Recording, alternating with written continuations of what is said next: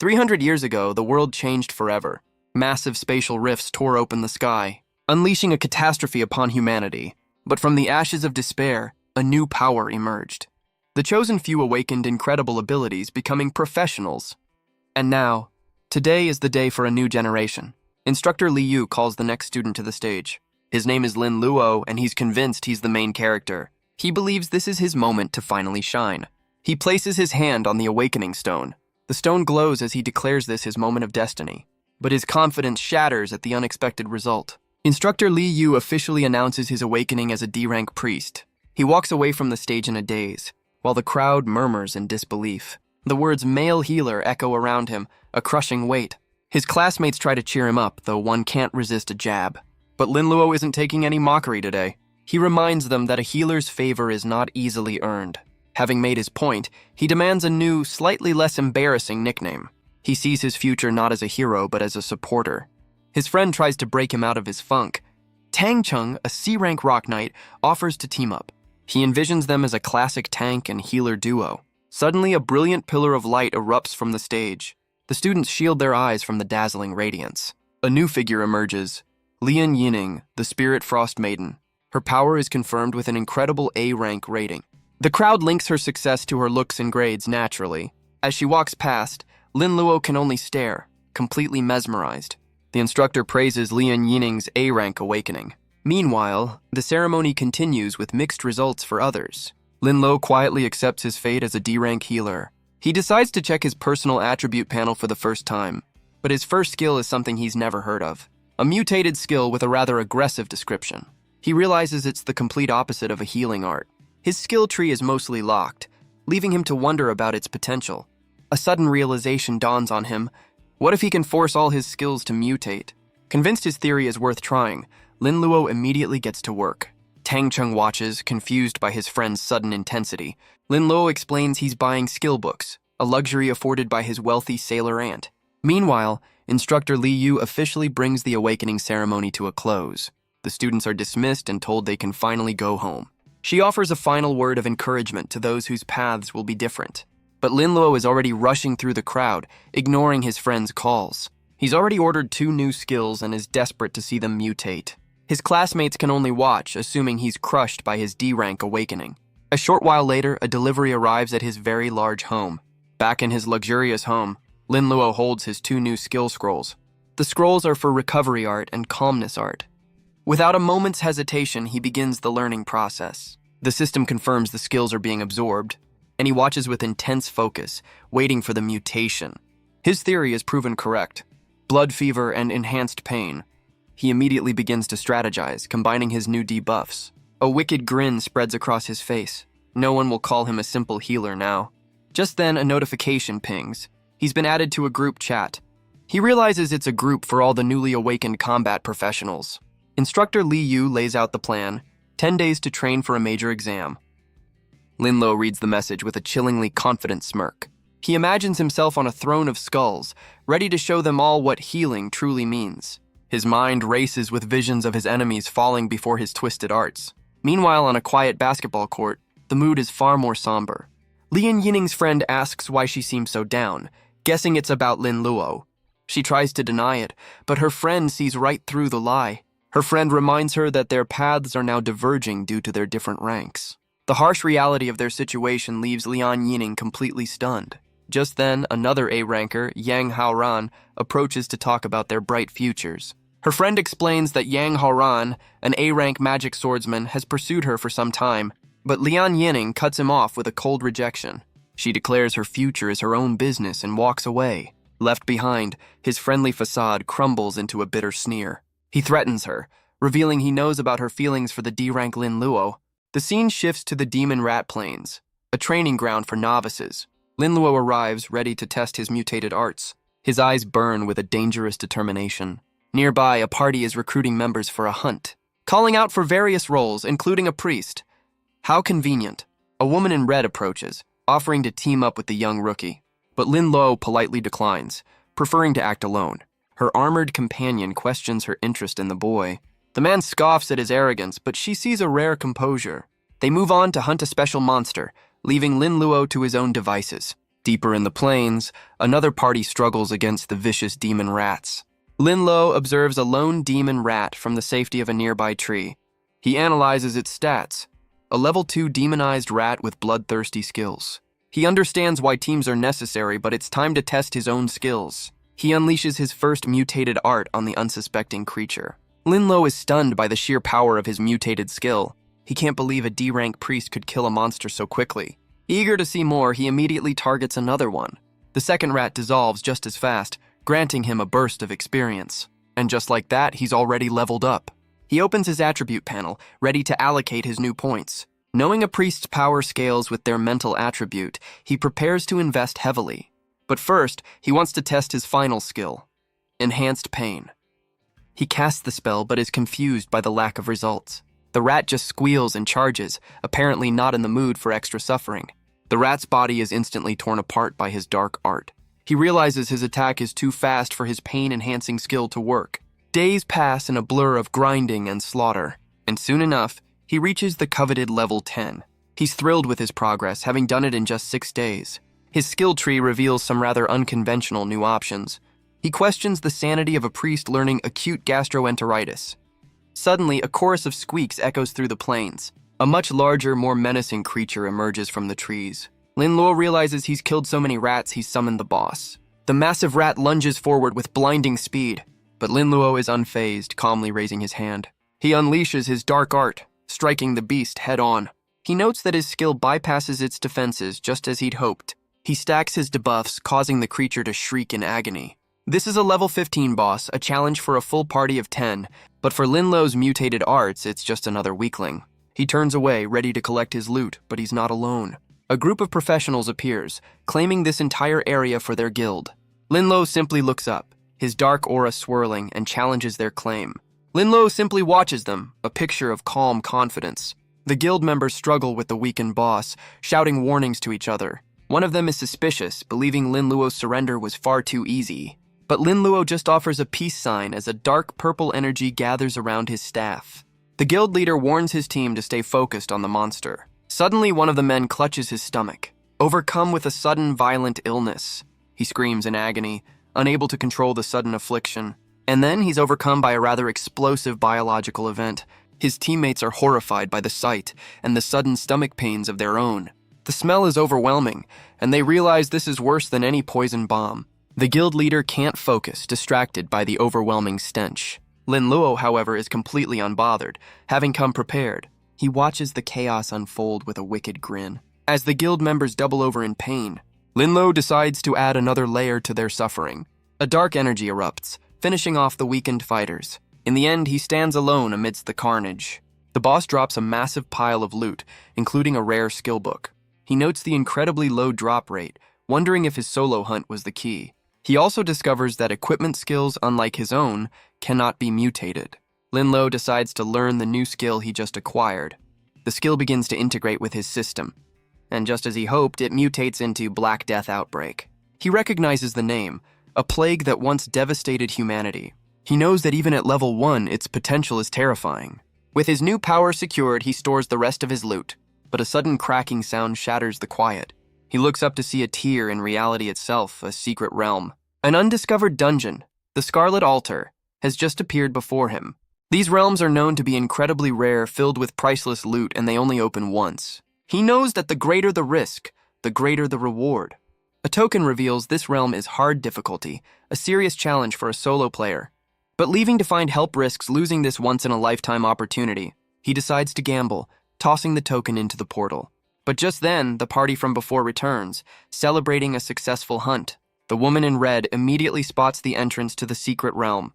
They can't believe their luck, stumbling upon such a rare find. But their excitement fades when they realize they're too high level to enter. The woman in red immediately makes an offer, claiming the realm for herself. Her companions are left stunned by her sudden power move. The woman in red isn't worried, claiming the realm for her niece. Inside, Lin Luo finds himself in the Scarlet Altar. His mission is clear, but the difficulty is immense. He analyzes the level 15 demonized lizards. Their stats are high for a common monster, but their low intelligence is a weakness he can exploit. The creatures charge, their senses sharper than he expected. He prepares to cast a spell to halt their advance. His curse takes hold with a sudden, violent effect. Ah yes, the most powerful weapon in his arsenal, biological warfare. He realizes the cave's poor ventilation makes his usual tactics self-destructive. It seems he'll have to rely on his newest, more deadly skill. Meanwhile, outside the portal, the woman in red waits for her guest of honor. A young woman arrives, presenting her aunt with a fluorescent cat she found. The aunt offers a gift in return, the secret realm itself.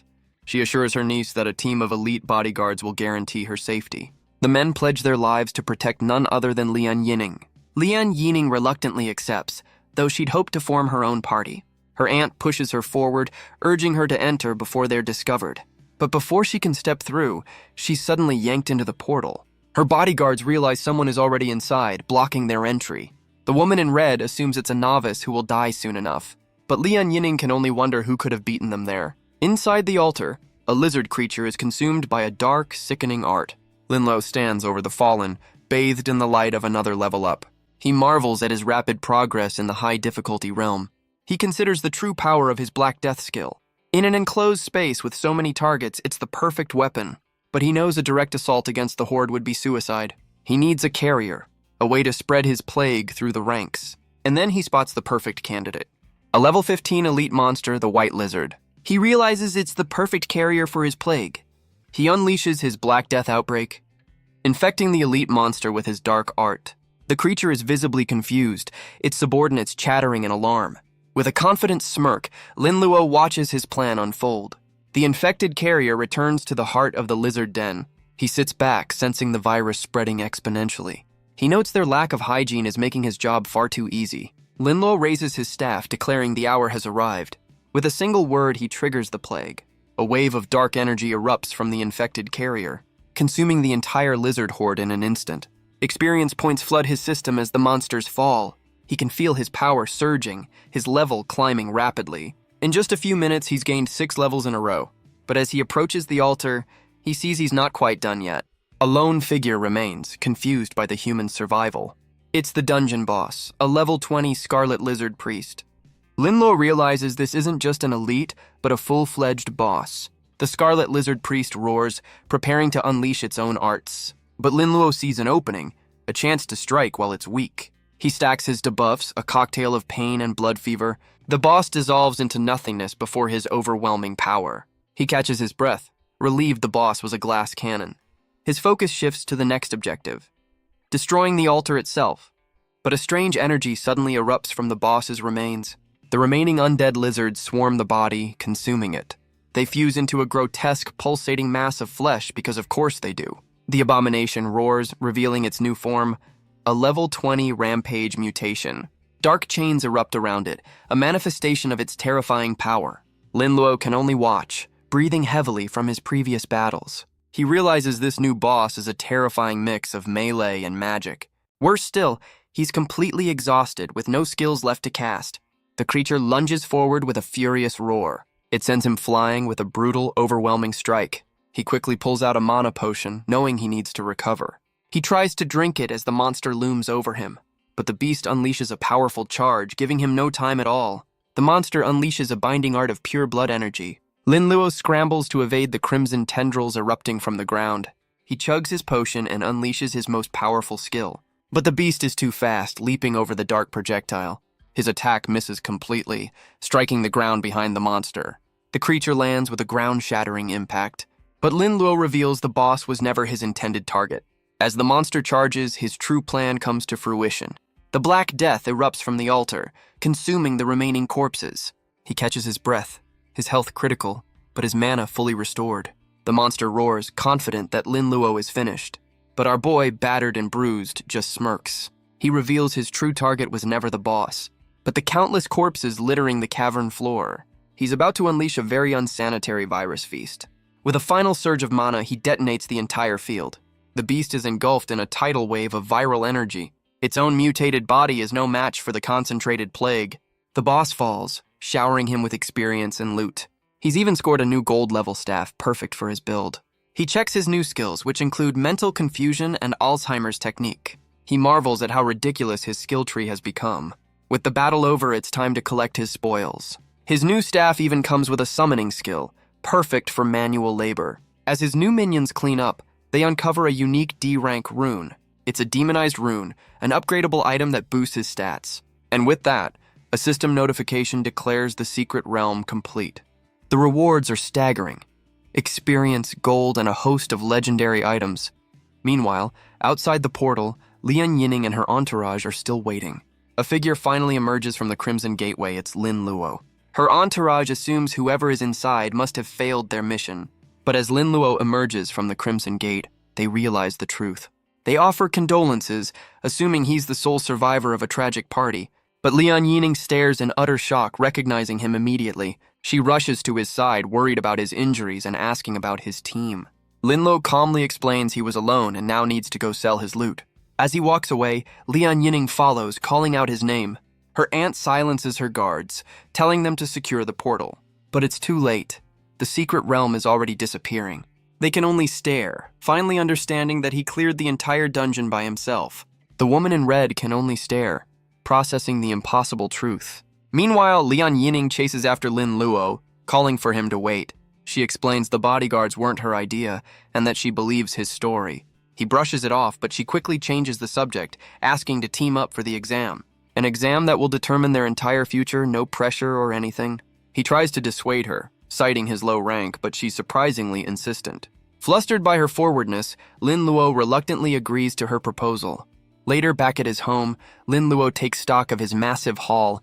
He's earned a small fortune, realizing just how lucrative this new life can be. But his quiet moment of reflection is suddenly interrupted. His friend Tang Cheng bursts in, worried he'd been sulking for days. But Lin Luo cuts him off, offering him some of the loot from his hunt. He explains where he's been and proposes they team up for the exam. Tang Cheng is overjoyed by the offer, maybe a little too overjoyed. Meanwhile, in a much less friendly home, a father berates his daughter. He's furious that Lian Yinning is refusing a team up with an S-class professional, but she defends her choice, revealing that Lin Luo cleared the secret realm alone. Her father considers this, but she clarifies he's just a D-rank priest. The man explodes in rage, refusing to believe such an impossible story.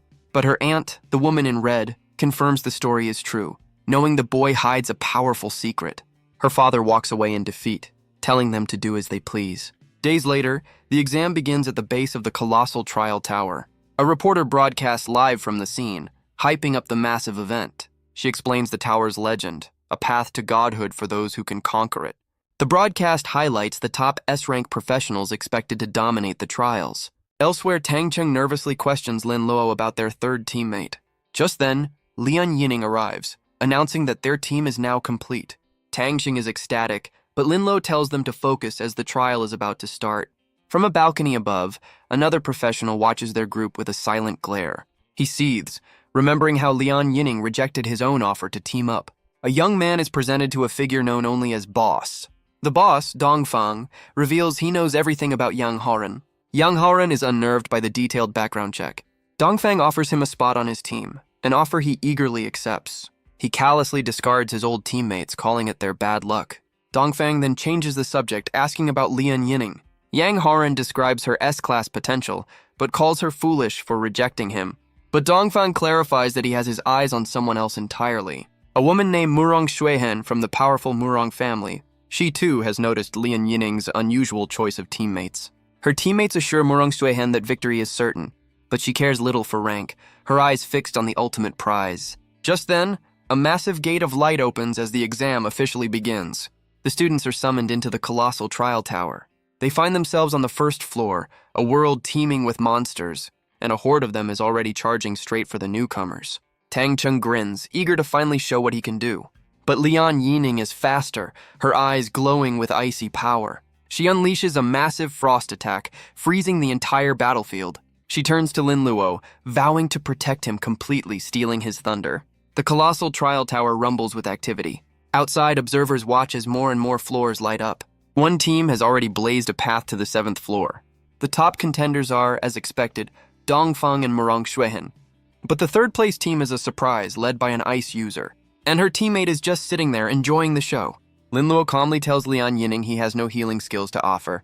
Other students can only watch, jealous of the D-ranker's position.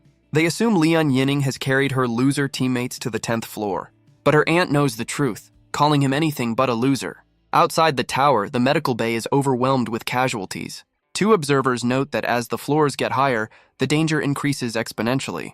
They explain that past the 15th floor, the monsters are too powerful for any cameras to survive. Looking at the rankings, they see Lian Yining's team has fallen far from third place. Meanwhile, on the 19th floor, the team is exhausted and battered. Lian Yining catches her breath, wondering if she's finally reached her limit. Tang Chung praises her, amazed they've made it this far on her strength alone. But Lin Lo steps forward, his expression grim, and announces he's taking the lead. As Tang Chung questions the change, Lian Yining reveals Lin Luo's true strength. Tang Chung checks the team stats and is stunned to see Lin Luo is level 26. Lin Lo asks Lian Yining to unfreeze the monster. He explains that once freed, it will call for backup. A wicked grin spreads across his face. He wants them to come. Lian Yining agrees, eager to finally witness his true power. The ice shatters as the creature breaks free with a furious roar. It immediately bolts, disappearing into the distance with surprising speed. But Lin Lo is suddenly taken aback by what he senses. An entire horde of monsters suddenly appears over the ridge. His teammates are stunned, certain they had cleared this area already. Lin Lo spots another team watching from the cliffs above. The rival team smirks, revealing they lured the monsters on purpose. Elsewhere, another team's warrior is overwhelmed by the sudden attack. But just as the monster strikes, its attack is suddenly blocked. Lin Lo stands before her, flanked by his new summoned army. He unleashes his lizardmen, who charge into the enemy horde. His friends can only stare, shocked that he has a summoning skill. The rival team watches, realizing their plan has been completely foiled. They see the battlefield is now an overwhelming swarm of monsters. Confident that Lin Luo's team is finished, they turn to leave. But down below, the horde has grown even larger, surrounding the team. Lin Lo steps forward, declaring it's finally his turn to move. He unleashes his most terrifying art, the Black Death Outbreak.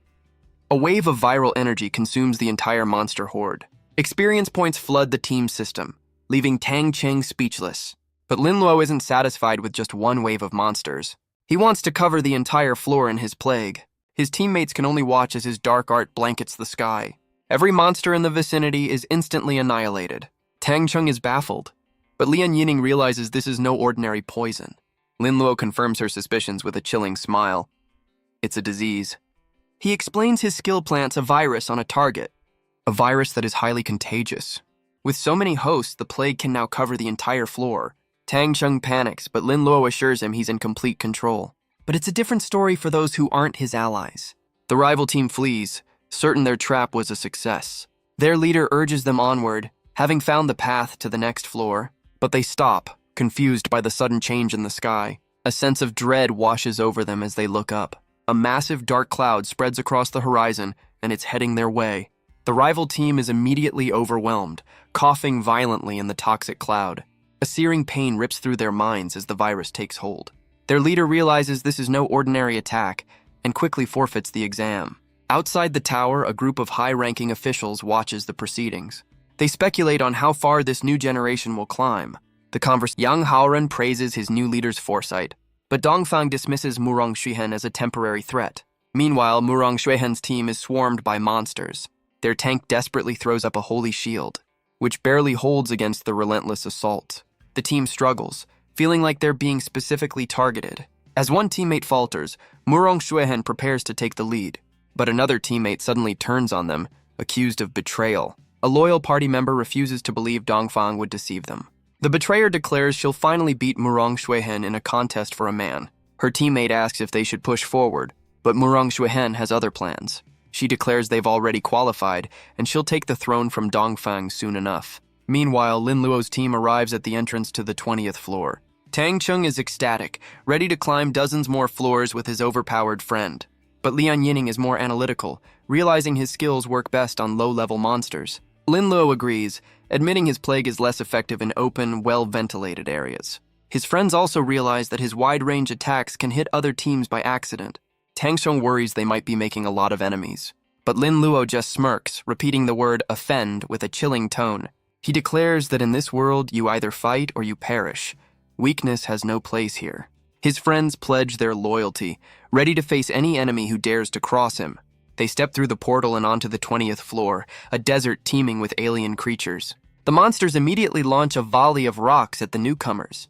The ground erupts as the projectiles find their mark. But it was a feint. Tang Cheng stands alone, drawing their attention. He taunts the horde, daring them to come and get him. His plan works a little too well as the entire swarm descends upon him. He scrambles back to Lin Luo, begging for backup. Lin Luo calmly looks up as one of the creatures lunges from above, but a flash of icy energy intercepts it midair. Lian Yining unleashes a wave of ice, creating a barrier for her team. She declares that as long as she's here, no one will harm Lin Luo.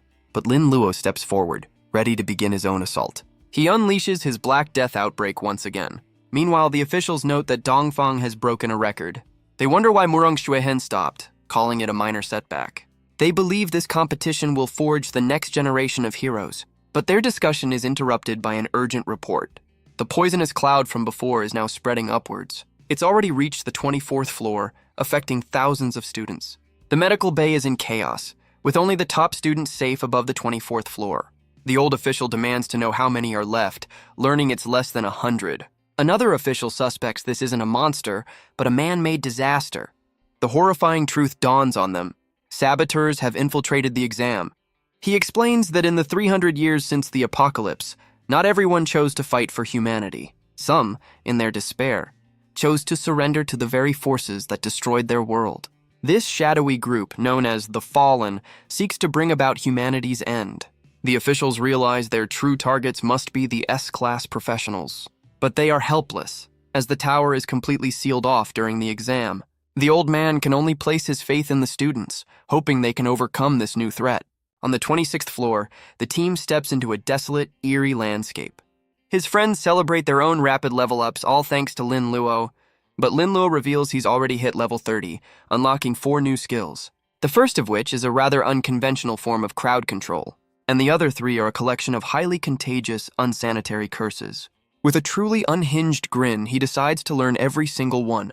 His teammates are more than a little disturbed by his sudden change in demeanor. When asked about his new powers, he wisely decides to keep them a secret. Lian Yining quickly changes the subject, reminding him about his second job transfer. He remembers the hidden job transfer book he earned and prepares to begin the quest. Lin Luo activates the hidden job transfer book and is presented with 2 unique, unheard-of paths. The first option, the Dark Lord, offers power over the undead, but the whole becoming a skeleton thing is a bit of a deal-breaker. The second option, however, is the Evil Doctor, a class that lets him perform random, dangerous surgery with 0 liability. Naturally, he finds this offer far too tempting to refuse. The system confirms his new job, the Evil Doctor, and gives him a quest to kill a silver-level boss within a month. Back in the tower, he tells his friends he must now go his own way. His friends immediately offer their help with his new mission, but Lin Luo explains he needs to kill a silver-level boss on the 30th floor. He tells them it's too dangerous for a group and he can't protect them all. Tang Cheng argues that without him, they never would have made it this far. Lin Luo simply smiles and prepares to part ways with his team. But before he can leave, Lian Yining grabs his arm, stopping him. She offers him a stand-in puppet, a rare item that can block a single fatal blow. He hesitates, knowing such a precious item is basically an extra life. She insists, telling him his safety is what matters most as a friend, of course. Flustered, Lin Luo accepts the gift and tells his friends to go on without him.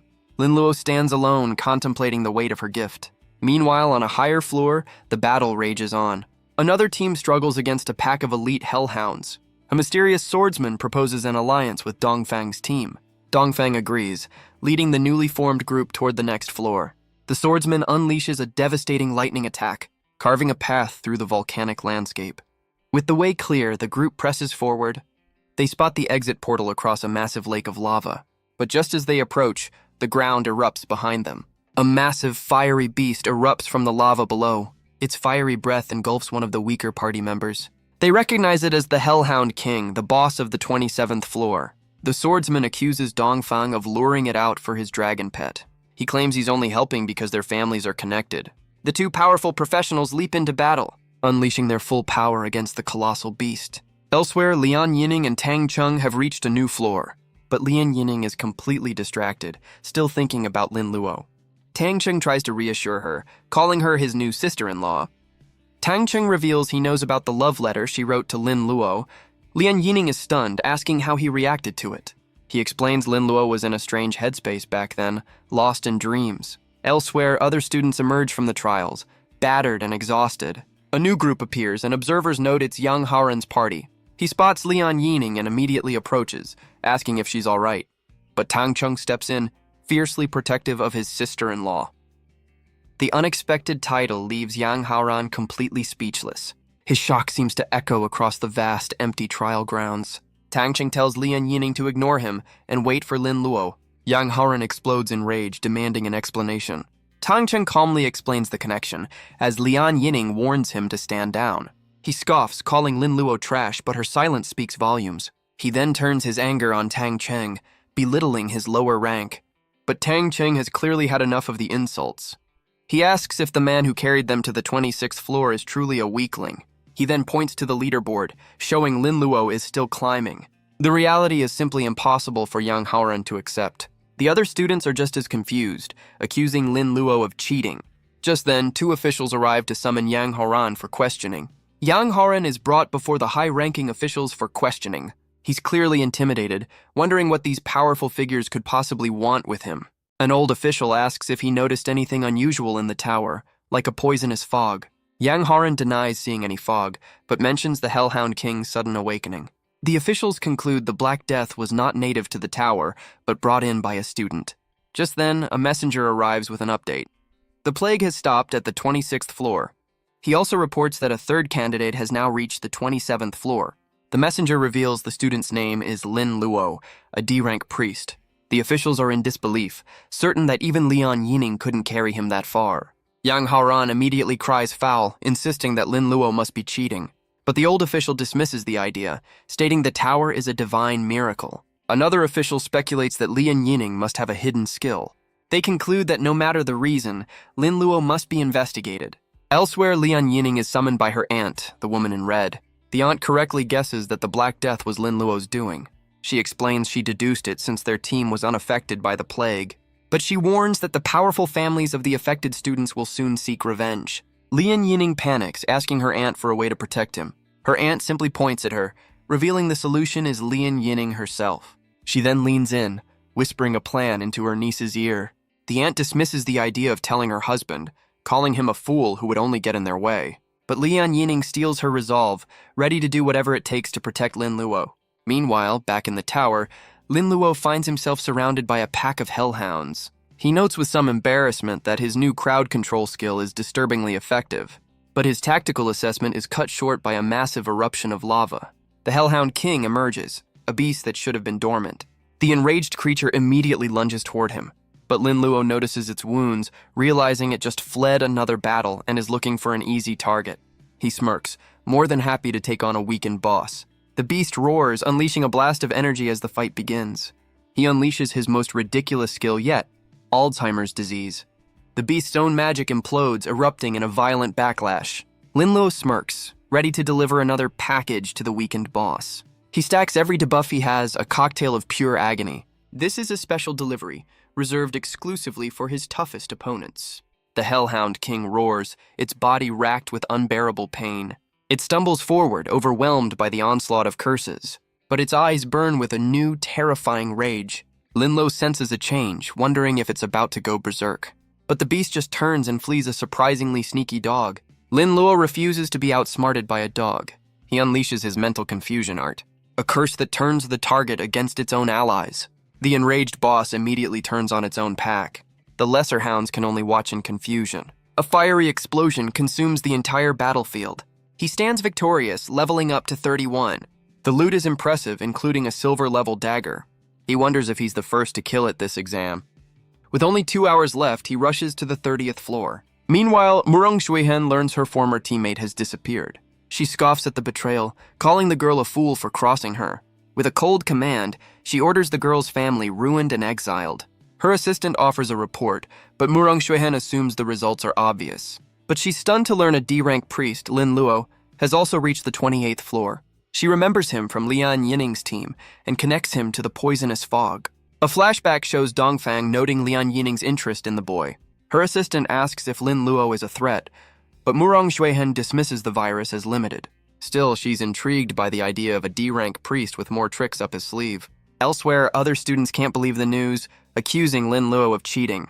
Tang Chung tells his sister-in-law to ignore them, as they can't accept the truth. Her aunt speculates that at this rate, Lin Luo could become a national champion.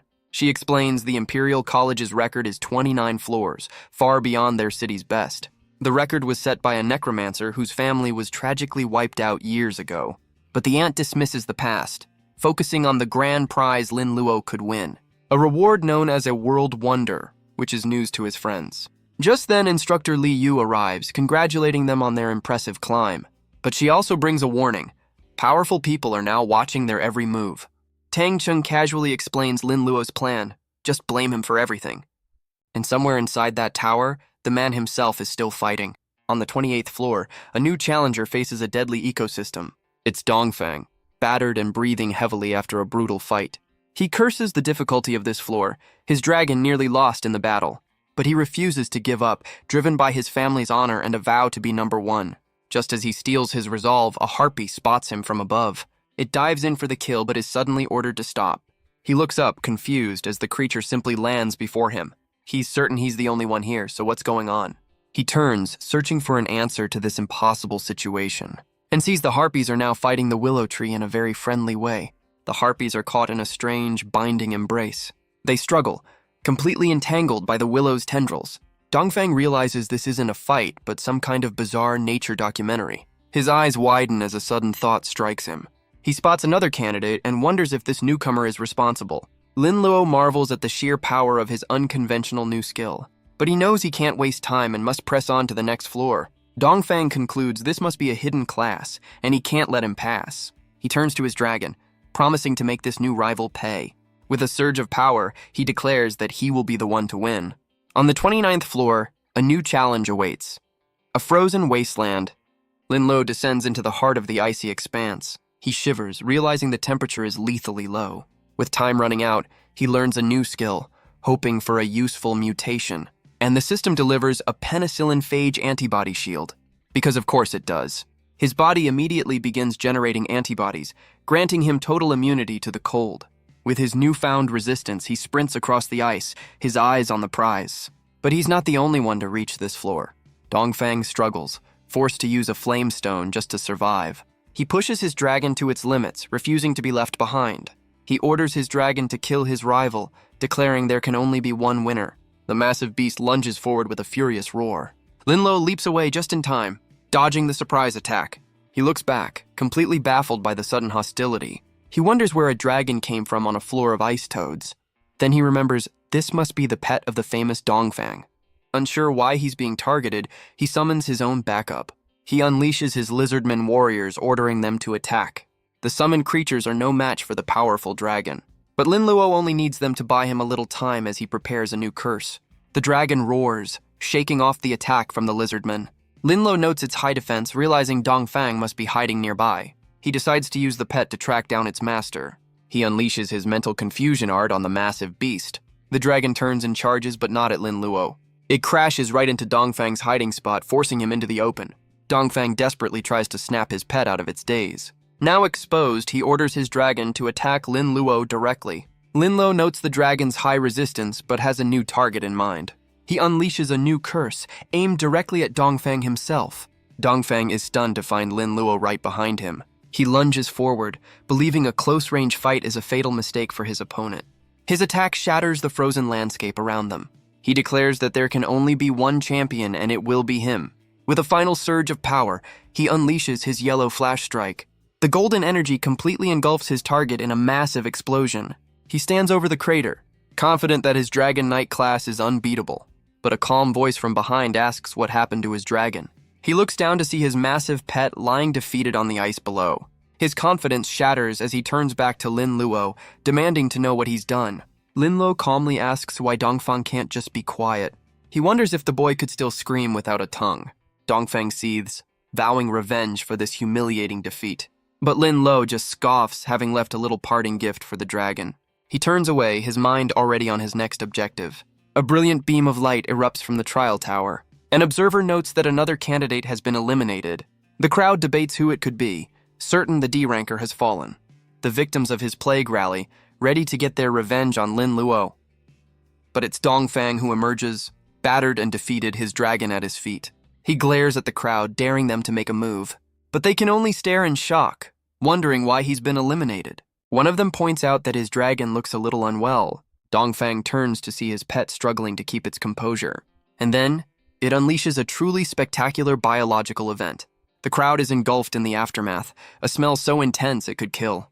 Dongfang realizes this was Lin Luo's parting gift and vows revenge. Meanwhile, at the secluded Dongfang family home, an elder is told that Dongfang's victory is all but guaranteed. But the patriarch reveals there's another candidate on the 28th floor, a D-rank priest. The patriarch dismisses the news, certain the priest used some cheap trick.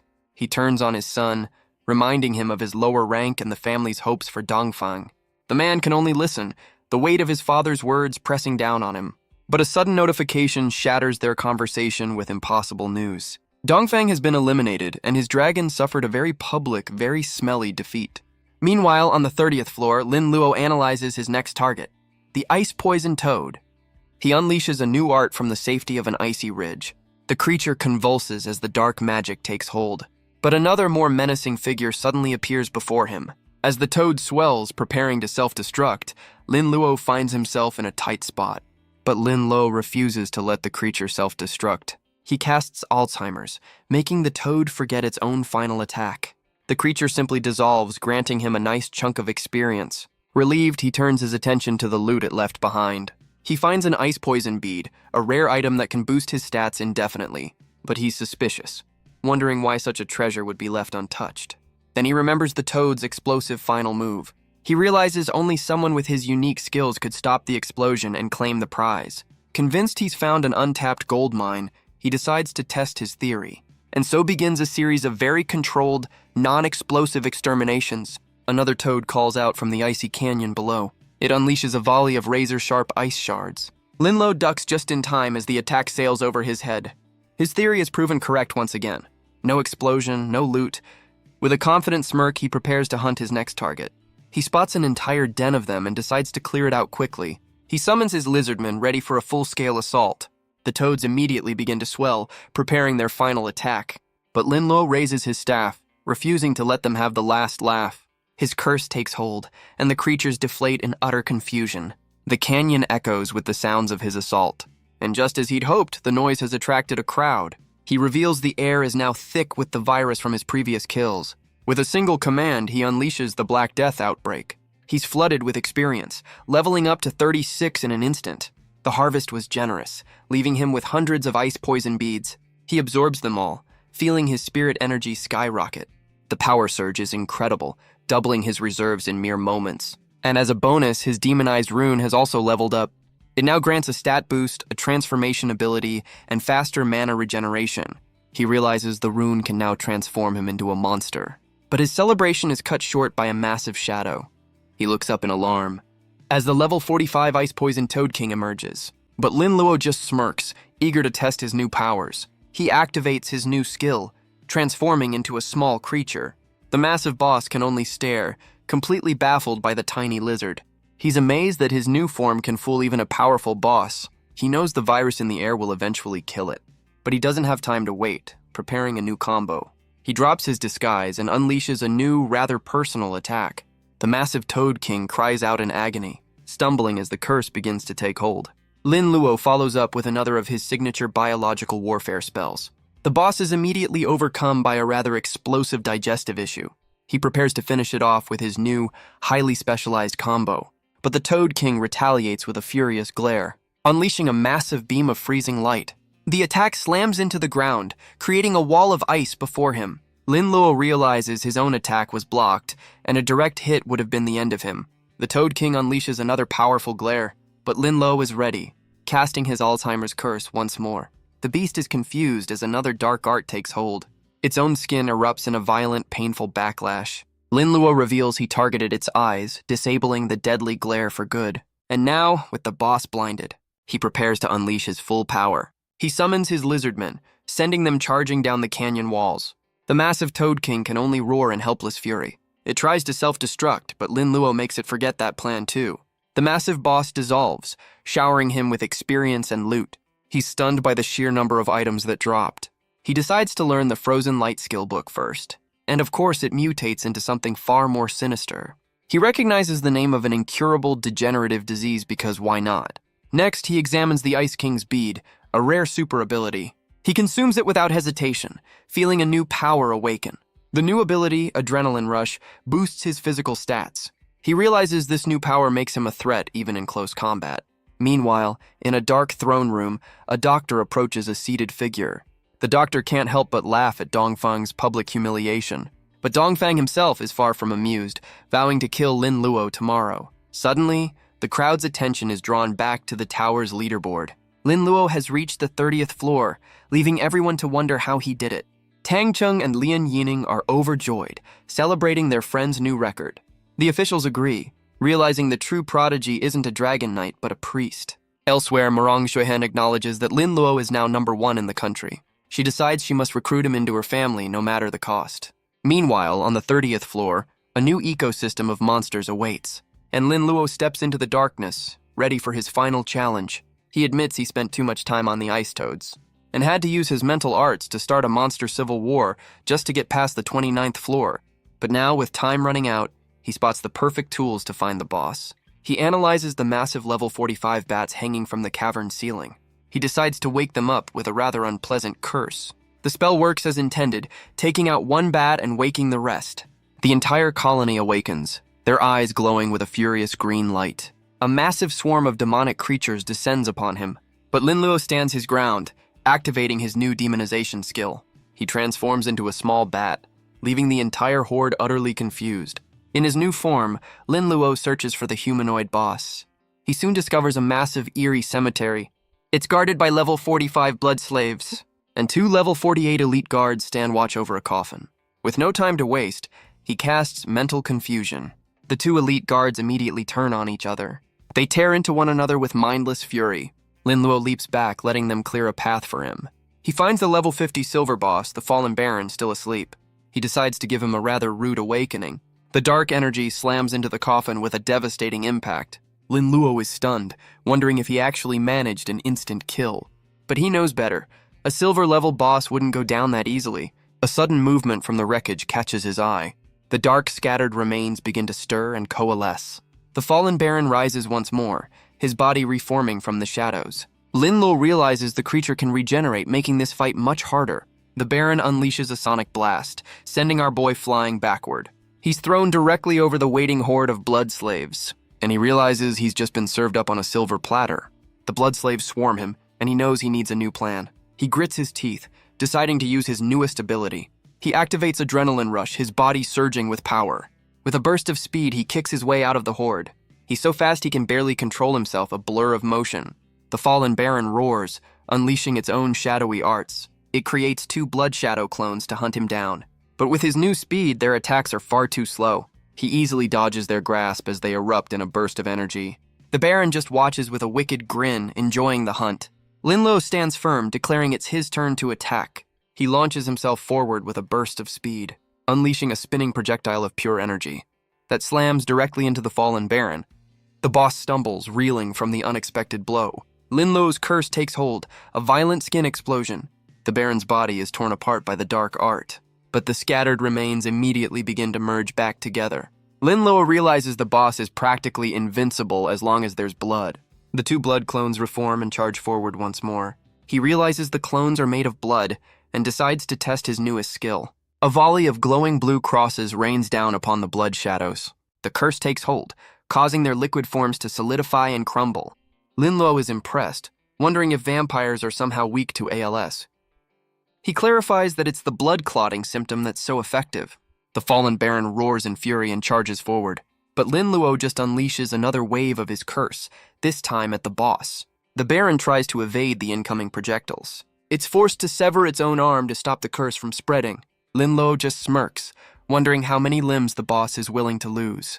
The Fallen Baron is trapped, frozen solid by Lin Luo's debilitating curse. It can only watch in agony as its body begins to fail. Lin Luo knows that simply killing it will allow it to regenerate, but he wonders if it can revive after its blood has been boiled away. He unleashes his signature combo, Blood Fever and Pain Amplification. The boss is completely annihilated in a final, devastating explosion. He's showered in loot, leveling up to 40 and completing his quest. Catching his breath, he notes the intense side effects of his adrenaline skill. He's also earned a gold skill point, a rare item used to break a skill's limits. He decides to upgrade his antibody shield because surviving is always the best strategy. He uses the gold skill point to upgrade his antibody shield, which unexpectedly summons a small, purring creature. The system reveals it's a penicillin elf, a companion that can copy his mutated skills. He realizes he has a powerful new assistant, naming it Little Green with a stroke of genius. Next, he examines the vampire's core and essence he looted from the boss. The core can complete his quest, but the essence is an even rarer prize. It's a bloodline prop that can transform him into a half-vampire, but he decides against it for now, aware of the vampire's weaknesses. He turns his attention to the rest of his haul, a skill book, wings, and a ring. He notes the new equipment will grant him a massive boost in power. He examines the final skill book, a powerful vampire art he can't learn. He decides to put it away, but his hand slips, accidentally activating the scroll. And just as expected, the skill mutates into something far more terrifying. The T-virus. A chilling realization dawns on him. His power can bypass any professional limitation. He recognizes the name from his past life, a virus that turns its victims into zombies. In a world filled with superhumans and monsters, the potential for disaster is unimaginable. He also realizes the skill only grants infection, not control over the resulting horde. Deciding the world isn't ready for a zombie apocalypse, he shelves the skill for now. With only 5 minutes left, he presents the vampire's core to complete his mission. His body dissolves into light as the trial tower exam finally comes to an end. The system confirms his mission is complete. He has officially become the evil doctor. Outside, the crowd wonders if he's trapped inside. The reporter hypes up his victory with only minutes to spare. His friends listen as the media invents a tragic backstory for him. Powerful families now scramble to recruit the new prodigy. Meanwhile, the deputy city guard receives a private report. His subordinate reveals that 7 families are already plotting against Lin Luo, but the old man dismisses them as minor threats, a test for the boy's journey, until he learns that the fallen have also taken an interest in him. The old official knows that unlike the other prodigies, Lin Luo has no powerful family to protect him. He orders 2 of his elite guardians to watch over the boy. Just then, a pillar of light erupts from the ground, and from it emerges the first-place winner, Lin Luo. But his victory is immediately met with a furious mob. The victims of his plague demand retribution for their ruined exams. A young woman leads the charge, rushing toward him, but instead of attacking, she stumbles right into him and plants a very unexpected kiss right on his lips, leaving everyone, including Lin Luo, completely stunned. The crowd recognizes the girl as Lian Yining, and their anger quickly turns to fear. She pulls away, her face flushed with emotion. As they stare at each other, both are at a loss for words. She quickly makes an excuse and runs off, leaving Lin Luo completely bewildered. She disappears into the night without another word. Later, as Lin Luo and Tang Cheng walk home, Tang Cheng can't resist teasing him about his sudden public romance. But Lin Luo suddenly stops, sensing they're being watched. A figure appears above them, impressed by the boy's sharp senses. He claims to be a messenger from the Lian family, with a very clear warning. But Lin Luo isn't intimidated, asking what happens if he refuses. Elsewhere, the 2 guardians watch from the shadows. Suddenly, one of them senses a familiar, chilling presence. A massive sphere of dark energy engulfs the alleyway, trapping Lin Luo and the others inside a pocket dimension. The guardians are thrown back, realizing the fallen have arrived. They recognize the attack as the work of the Lord of the Dark Mist, and they know they've failed their mission to protect the boy. They prepare to break the barrier, hoping the man inside can hold out. Inside, Lin Luo and his companions find themselves in a strange, empty space. The Lian family messenger recognizes this as the Dark Mist space, a power Tang Cheng knows belongs to an epic-level member of the Fallen. The messenger scoffs at his fear, preparing to lead them to a weak point. But as they try to escape, a shadowy figure blocks their path. A woman appears, revealing she's used a special item to seal their exit. The messenger erupts in a fiery aura, enraged by their ambush. The woman is unimpressed, ordering one of her minions to deal with him. The hooded figure lunges forward with a monstrous clawed hand. It transforms into a massive beast, ready to tear him apart. But a sudden blast of crystalline energy erupts from the side. The woman in purple offers Lin Luo a spot in her organization, the Night Watch. Tang Cheng immediately warns her to stay back, ready for a fight. But Lin Luo is confused, asking if this is just another name for the Fallen. She scoffs, explaining that Fallen is just a slanderous name they've been given. She moves closer, her hand reaching for him, and declares that they are the world's true saviors. She explains they embrace an evil god to find a new future for humanity. He asks why they're targeting him, and she reveals a poison master wants him as a disciple. Tang Cheng panics, but Lin Luo assures him he's not joining any evil cults today. Her friendly offer turns to a threat as she summons a shadowy minion to capture him.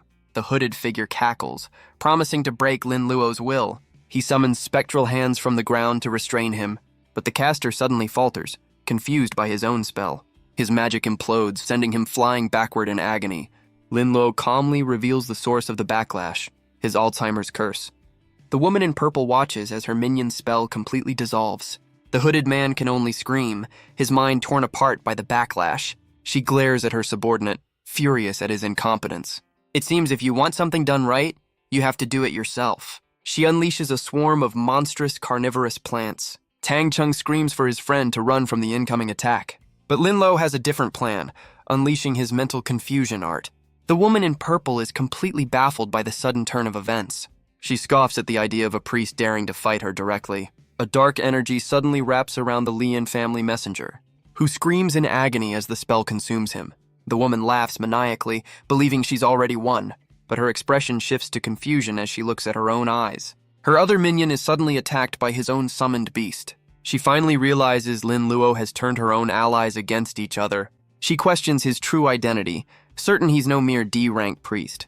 She realizes he used misdirection, a feint to hide his true attack. Enraged by the loss of her guards, she vows to end him herself. She unleashes a massive wave of dark, thorny wood that rushes toward Lin Luo and Tang Chung. The ground shatters under the force of her overwhelming assault. Tang Chung panics, but Lin Luo calmly predicts she'll be the first to fall. The woman taunts him, demanding he stop dodging and fight back. She dares him to show her the arrogance he displayed just moments before. But her taunts are cut short by a sudden dawning confusion. She looks down in horror, realizing she's been infected with a virus. The source of the infection is his tiny, adorable, plague-spreading companion. Her consciousness begins to fade as the plague takes hold. She dissolves into nothingness, completely defeated by the unseen attack. Tang Chung can only stare in shock as Lin Luo calmly explains her demise. His attention then turns to the other battle still raging nearby. He admits he doesn't like the messenger, but decides the fallen are the more immediate threat. The messenger's fiery attack slams into the beast-like minion. The two combatants roar at each other, enraged by the interruption. The beast-like minion struggles to block the messenger's fiery assault. The messenger roars, refusing to be denied his victory. But the creature suddenly clutches its stomach, its posture weakening.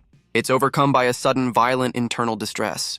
A dawning, horrifying realization washes over the beast. It turns and flees, desperately searching for a bathroom. Yes, really. The messenger refuses to let it escape, preparing another attack. He unleashes a final devastating blast after the fleeing creature. Lin Luo calmly explains he's dealt with the problem and is ready to help. Tang Chung can only stare, wondering how the battle ended so quickly. The messenger realizes the strongest of the fallen was just defeated by a student. He lands before Lin Luo, his suspicion growing. He demands to know what Lin Luo's true profession is. Lin Luo casually replies he's nothing special, just a priest. Unconvinced, the messenger unleashes a powerful blast of his own. Outside, the two guardians continue their assault on the barrier. They catch their breath, urging each other to press on. Suddenly, one of them realizes the dark mist space is fading. They assume Lin Luo has been killed and vow to avenge him. But as the mist clears, they find Lin Luo standing victorious over the fallen. The two guardians can only stare in disbelief. They recognize the fallen as infamous members of the cult, all of them now defeated. Lin Luo simply looks back, asking who they are. They introduce themselves as his protectors, asking what happened inside the mist. But the Lian family messenger just scoffs and takes his leave. As Lin Luo walks away, the guardians try to get some answers. Tang Chung quickly spins a tale about the Lian family's protection. The guardians are silent, clearly not buying a word of it. Lin Luo just offers a knowing, almost mischievous smile. They let them go with a warning, telling them to stay safe. One guardian asks why they didn't press Lin Luo for the truth. The other explains their job is to protect him, not force answers. He reveals the woman they faced was a high-ranking member of the Fallen, and this incident is now far beyond what they can handle alone. As they walk home, Tang Ching is still buzzing with excitement. Lin Luo explains that the Guardians are an official force of the Dragon Kingdom. Their purpose is not just to protect, but also to restrict other professionals. He describes the constant tension between the guilds and the authorities. Tang Ching worries that a powerful poison master is now targeting his friend, but Lin Luo assures him that within the city they are perfectly safe. Tang Ching worries for their friends, but Lin Luo knows the great families can protect their own. Just then, a message arrives from a concerned Lian Yining. She asks if he's safe, and he calmly replies that he's completely fine. Elsewhere, the deputy city guard receives a grim report on the night's events. 35 professionals were attacked, with casualties on both sides. The old official listens, the loss of 7 new talents weighing heavily on him. He knows these weren't random attacks. The Fallen targeted the best of the best. But then, one of the Guardians reports that Lin Luo survived his own ambush. The old man processes this, a thoughtful look on his face. He praises the Guardian for protecting the boy and eliminating the threat. But the Guardian clarifies they weren't the ones responsible for the kill. The news sends a shockwave through the room. The old official demands to know exactly what happened. The Guardian explains Lin Luo was with 2 much weaker companions. The autopsy on one Fallen revealed he died from an axe and a severe case of indigestion. The old man connects this new information to the Black Death incident. The other 2 Fallen members also met strange ends, one from the plague itself. The Guardian is convinced Lin Luo is no ordinary priest, but a dark priest. But the officials are hesitant to jump to such a conclusion. He warns that the slain woman has a powerful and very vengeful relative.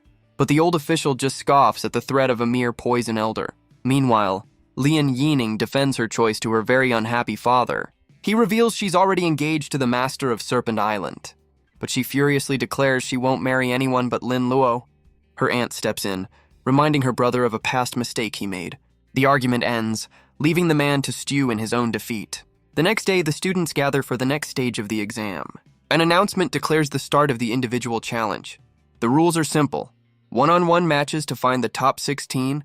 Lin Luo walks forward, ready for the final round tomorrow. Lian Yining teases Tang Cheng about the upcoming matches. He boasts that thanks to Lin Luo, even Dongfang is no match for them. She's thrilled that Lin Luo doesn't seem to mind the new nickname.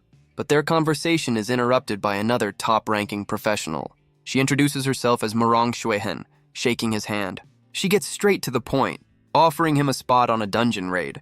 It's a rare opportunity, a low-level dungeon with a high-level reward. She even has a whole romantic subplot planned out for them. But Lin Luo immediately shuts down her well-laid plans.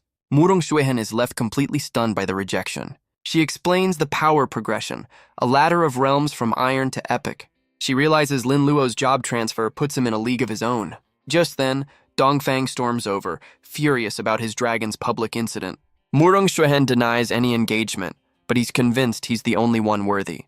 He turns back to Lin Luo, vowing to make him beg for mercy. But Lin Luo just calls him a pest and offers to take out the trash. The tournament brackets are posted, and the individual matches begin. Dongfang glares from the crowd, promising a fate worse than death. Murong Xuehen offers to get help, but Lin Luo assures her he can handle it. He remembers the unprovoked attack and promises to completely destroy his rival.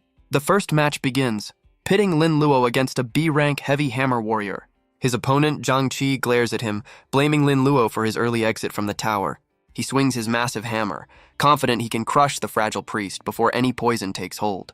But his charge is cut short by a sudden, unsettling gurgle from his stomach.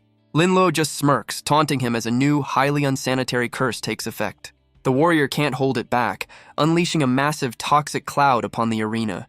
The crowd is immediately overwhelmed by the horrifying stench. They realize with dawning horror that this is even worse than Dongfang's dragon. The referee declares Lin Luo the winner and desperately calls for a cleanup crew. With one victory secured, Lin Luo immediately faces his next B-rank challenger. His next opponent comes prepared, activating a status resistance scroll. He follows it up with a cocktail of various antidotes. He declares he's ready for anything, a task set for him by Dongfang. Lin Luo calmly deduces he's just a pawn in someone else's game. He accepts the challenge, unleashing a far more potent version of his curse. The challenger's confidence immediately begins to crumble, and he's overcome by the same fate as the last poor soul. The cleanup crew returns, thankful their new gas masks are working. They begin the arduous process of sanitizing the arena floor. It seems this is becoming a full-blown biohazard situation. The crowd is in an uproar, demanding his unsanitary skill be banned. Their protests grow louder, calling his tactics a form of pollution. The deputy city guardian is informed of the public outrage. He considers their request for a moment and surprisingly agrees. But he knows Lin Luo's true power is far more than a simple curse. He's eager to see what other abilities our boy has been hiding. The announcer makes it official, and Lin Luo's rivals celebrate his loss. But he just smirks. If they don't like his gentle methods, he'll get ruthless. The next match is announced Lin Luo versus his rival Yang Haoran. Dongfang gives Yang Haoran a mission: force Lin Luo to reveal his true power. Dongfang reminds him that accidents happen in the ring, a promise of a bright future for his cooperation. But his subordinate questions the plan's lethality, as Dongfeng reveals Yang Haoran is just a pawn, a disposable tool to force Lin Luo's hand. In the arena, Yang Haoran taunts his rival, his sword ablaze, declaring that without his curses, Lin Luo is nothing. He sneers, questioning what a mere priest can do against an A-ranker. He unleashes a massive wave of fire, which is immediately met by a wall of ice. Lin Luo stands unfazed, questioning if that's all he has. Yang Haoran unleashes a flurry of elemental attacks, combining fire and ice. The crowd marvels at the power of a true magic swordsman. The crowd assumes a priest has no defense against such power. But Lin Luo stands completely unfazed by the inferno. He declares it's his turn, leaving Yang Haoran stunned. He reaches out, unleashing a curse of his own. At first, nothing happens, and Yang Haoran thinks his defense is held. But then, an unbearable itch begins to consume him. Lin Luo calmly explains it was just a minor skill. He reveals he has a whole arsenal of highly contagious curses. Yang Haoran screams, tearing at his own skin in agony. The crowd can only watch in horror at the gruesome display.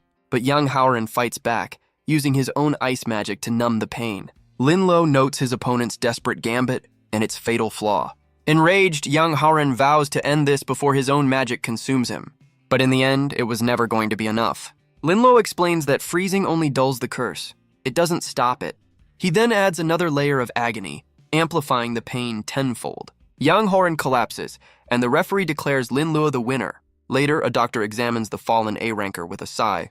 Yang Haoran can only ask if there's any hope for his future. The doctor delivers the grim news.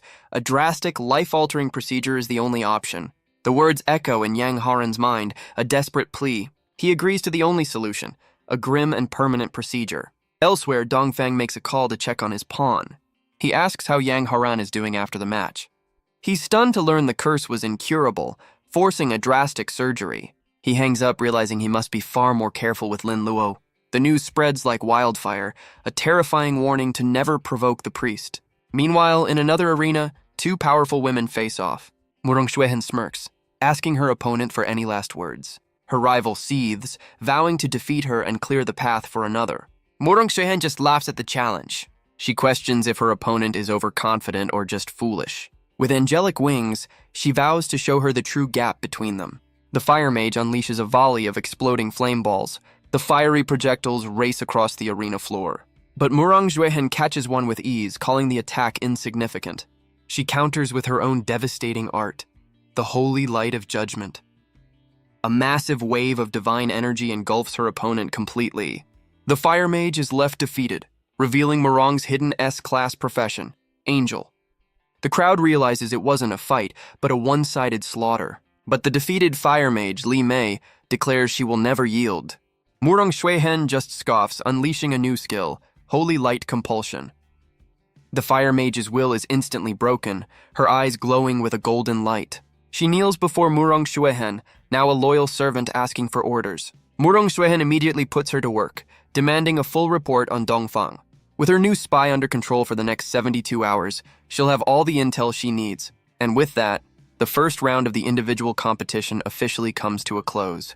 The top 4 rising stars have been decided, and they must now defend their positions. Murong Xuehen takes her place in the arena, ready for her next opponent. The other top contenders also prepare for the next round of battles. Elsewhere in the tournament, other battles rage on, but Lin Luo stands alone, wondering why no one dares to challenge him. The crowd answers, calling his methods cruel and demanding his skills be banned. He just muses on Yang Haoran's fate, a dark thought crossing his mind. But just then, a new challenger steps barefoot into the ring. He is Fang Yuan, an A-class forbidden spell mage. Lin Luo smirks, questioning his courage, but the mage is confident in his defenses. He activates a powerful barrier, declaring himself invincible within its range. He then unleashes a massive containment spell of his own. The attack engulfs Lin Luo, trapping him within a prison of pure energy. Lin Luo feels the pressure of the control skill and taunts his opponent's cowardice. But Fang Yuan is already weaving another complex spell. He declares that a forbidden spell mage has nothing to fear. He unleashes a massive thunderstrike upon the energy prison.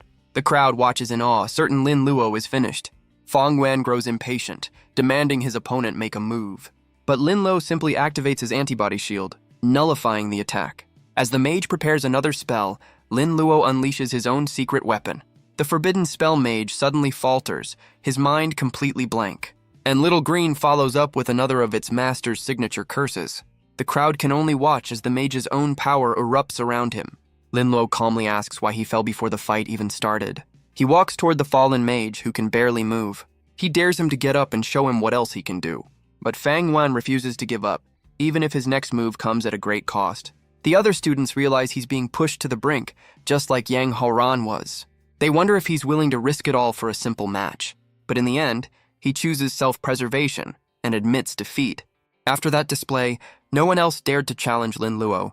And so the final four are decided, with the other top contenders securing their own spots. The old official wonders just how many tricks Linluo has left. He chuckles, imagining the chaos if a priest wins the grand prize. Elsewhere, a new agent of the Fallen vows revenge for his fallen niece. Meanwhile, Dongfang berates Fang Yuan for his humiliating defeat. He realizes Linluo is far stronger than he looks and must be treated like a boss.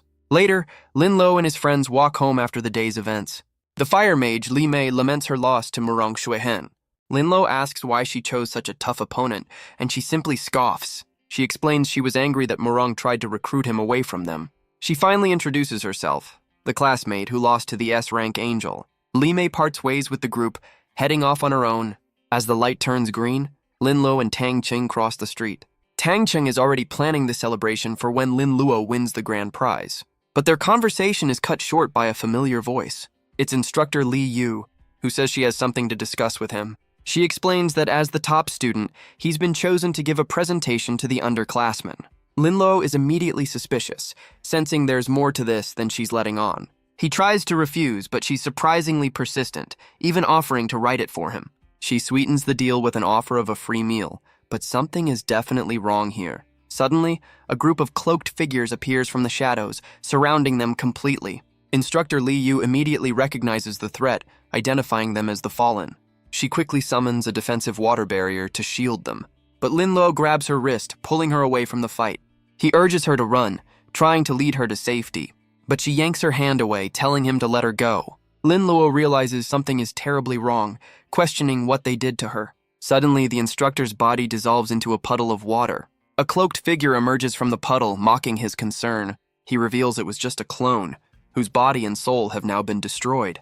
Linluo's expression hardens, his eyes burning with a cold, silent rage. The cloaked man taunts him, promising to send him to meet his instructor. But he's suddenly taken aback by an incredible burst of speed. A new figure appears, vowing to protect the boys and end this threat. The cloaked man just laughs, mocking the newcomer's power level.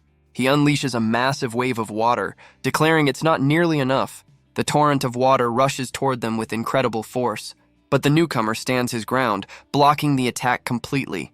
Just then, another group of professionals arrives on the scene. Their leader calls out the villain by name, questioning his presence here. The man reveals his niece was killed and he's here to settle the score. The leader of the new arrivals calmly lights a cigarette. He's identified as Du Cheng, a wanted criminal who mocks the villain's arrogance. But the uncle is unfazed, boasting that he's killed guardians before. The first guardian turns to Linluo, asking for a tactical breakdown of his signature move. Du Cheng takes command, telling his new ally to follow his lead. The guardian agrees, ready to unleash his full potential with a proper team. With the plan set, the professionals leap into battle against the cloaked figures. Du Cheng unleashes a powerful attack, striking one of the minions head-on. But the minion suddenly clutches its stomach, overcome by a familiar, horrifying pain. The villain turns in a rage, realizing it's the work of that kid's infamous skill. The villain realizes Linluo's casting range is far greater than he expected. But Du Cheng is already on the move, a blur of motion. He praises Linluo's support, urging him to keep up the pressure. But the minions of the Fallen are far from defeated. One of them transforms into a massive golem, vowing to end them. Linluo quickly realizes his usual biological warfare won't work on a creature with no digestive system. How inconvenient. The other minions reveal their own elemental forms. He understands now. This team was handpicked to counter his skills.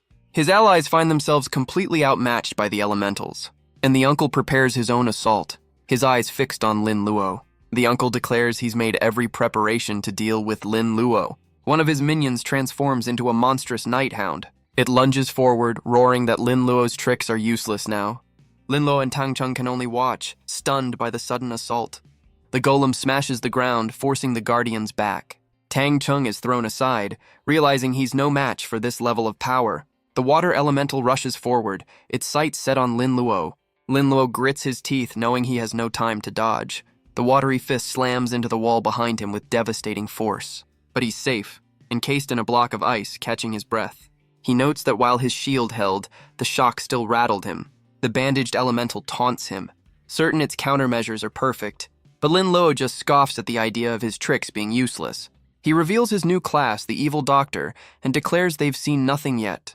The elemental mocks his tiny weapon, a simple scalpel. Lin Luo just grins, offering to perform a little test surgery. His new skill triggers, inflicting a random disability as the elemental's hand vanishes. The Night Hound watches in shock, unable to comprehend what just happened. But Lin Luo is already preparing his next move. He sprouts his new wings and unleashes another curse, causing a random deformity on the horrified elemental. He declares the surgery a success, welcoming the elemental as his very first patient. He then asks if the creature is satisfied with the results of his work. The Night Hound rushes to its ally's side, who explains its mouth has been relocated. The beast can only stare at the helpless, bandaged mass on the ground. The elemental explains that killing Lin Luo is the only way to reverse the curse. The Night Hound finds it a bit awkward to be having a conversation with its friend's backside. It turns to Lin Luo, convinced it can win as long as it avoids the scalpel. But Lin Luo just points, declaring that the little beast is next on his list. The Night Hound scoffs, unleashing its own dark power. It summons a massive swarm of demonic crows, catching the Guardians by surprise. The Guardian shouts a warning, identifying Du Cheng as a wanted criminal. The villain introduces himself as a breeder of dark beasts, certain of his victory. But Lin Luo scoffs at the very idea of escape. He asks if the man enjoys raising monsters, because he's about to offer a little help of his own. The dark beasts suddenly turn on each other in a mindless frenzy. The villain can only watch in disbelief as his own army implodes. The crows and hounds tear into one another with mindless fury. The golem elemental is completely baffled by the sudden turn of events, as is the water elemental wondering what's happened to the dark beasts. The Guardian can only stare as the fire elemental looms over him. Tang Cheng, however, is absolutely thrilled by the chaos, wanting to learn the skill himself. The Night Hound roars in frustration, ordering its beast to stop fighting and attack. But it realizes with horror that even it is being affected by the overwhelming urge to brawl. Elsewhere, Du Cheng takes advantage of the distraction, striking the golem. But the uncle leaps into the air, declaring that today Du Cheng will fall. The Night Hound intercepts him, lunging forward with a furious roar. The uncle prepares a special attack, a dark energy swirling around him. But Lin Luo just smirks, his own dark aura flaring to life. The Night Hound is suddenly blasted back, realizing it's been fighting a mere clone. The Night Hound realizes his hand-picked team is failing. And with victory impossible, he makes the only logical choice. Run. He unleashes a powerful blast, forcing the Guardians back. The Guardian is thrown aside by the sudden, desperate attack, but his eyes burn with a cold, unwavering determination. He tells Lin Luo to go home, promising they'll handle the pursuit. But when he turns, he finds that Lin Luo is already gone. Tang Cheng points to the sky, revealing our boy is already on the case. The fleeing Du Cheng seethes, blaming Lin Luo for his utter failure. He vows that once he returns to his true body, he will have his revenge. But the Night Hound is suddenly overcome by a host of unpleasant symptoms. It looks up to see Lin Luo, surrounded by his full arsenal of medical malpractice. Lin Luo is impressed, noting the beast's surprising tolerance for pain. But he's about to make things much, much worse. With Little Green's help, he quadruples the agony, unleashing his full power. The Night Hound roars as the cocktail of curses consumes it. It tries to make one final threat, but the pain is too much to bear. Its body begins to break down under the overwhelming assault. The creature's form dissolves into a mass of dark, swirling energy. And just like that, another of the fallen is completely annihilated. The villain's body dissolves, leaving behind a strange, dark pearl. Lin Luo reveals he was stacking curses the entire time the man was fleeing. But his attention is suddenly drawn to another piece of loot. He recognizes it as a space ring, a rare item he immediately claims for himself. He then turns his attention back to the mysterious dark pearl. Just then, the Guardians arrive asking if he's all right. They're stunned to learn he actually killed the infamous Du Cheng. One of them admits that even their full team might not have been a match for him. Tang Cheng points to the orb, asking what it is. The lead Guardian identifies it as a dark beast pearl. The Guardian explains the pearl is a rare drop, the source of Du Cheng's power over beasts. But Lin Luo is only interested in its cash value, thanking the man for the appraisal.